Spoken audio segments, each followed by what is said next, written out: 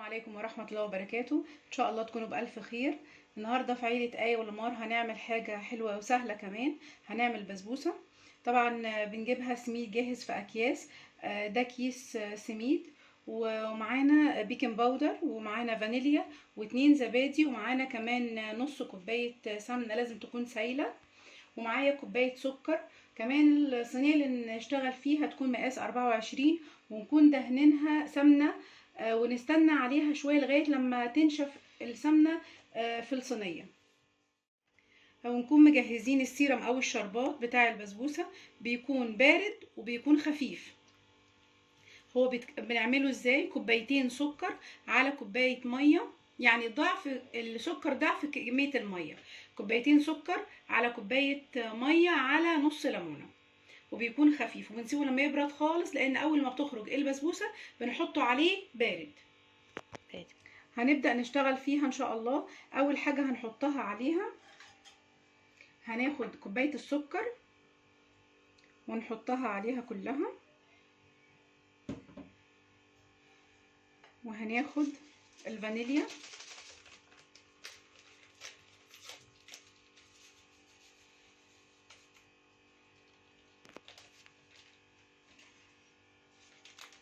وكمان البيكنج باودر.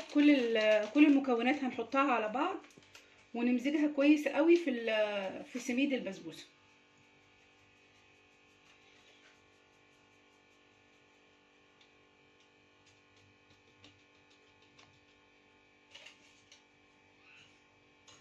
ونقلبها كويس.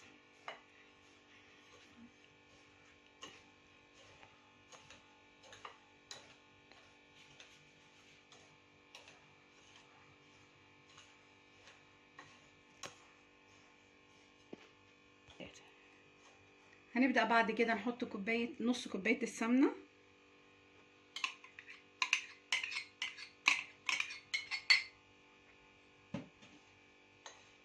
ما نحاولش نقلب كتير فيها، بحيث احنا عايزينها ما تفرولش، عايزين السمنة تدخل لمعظم حبيبات السميد.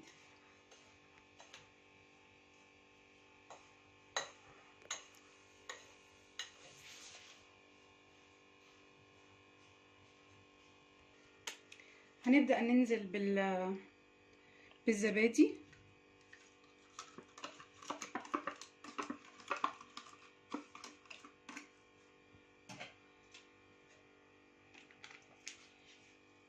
هنحط الاتنين زبادي،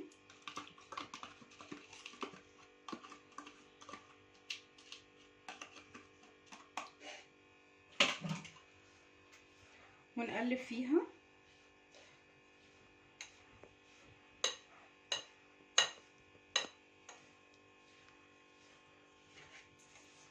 لحد ما توصل لقوام لا منها تقيلة ولا منها خفيفة، بس يكون متجانس. وده الشكل اللي خلاص بعد ما دعكنا الدقيق بقى شهية متجانسة، لا منها ناشفة ولا منها سايلة. هو ده القوام اللي احنا عايزينه. هنبدأ نحطها في الصينية. بسم الله الرحمن الرحيم.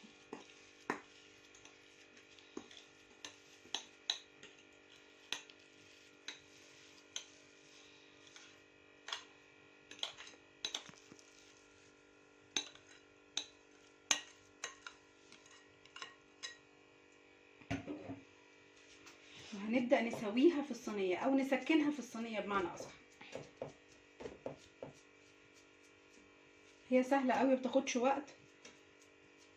بعد ما بنفردها كويس كده بنسيبها ترتاح 10 دقايق، مش بندخلها الفرن على طول، بنسيبها ترتاح 10 دقايق، وبعد كده نشغل الفرن، وبعدين نحطها فيه لغاية لما تحمر. واول لما تخرج بإذن الله بنسقيها السيرم او الشربات بتاعها.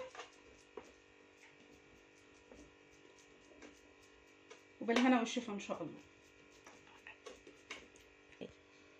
في خطوة مهمة بعد ما نسكنها في الصينية خالص كده، لازم نضغطها بحيث نخرج الهواء بين مسامها، ونسيبها ترتاح 10 دقايق، وبعد كده نشغل الفرن وندخلها تاني.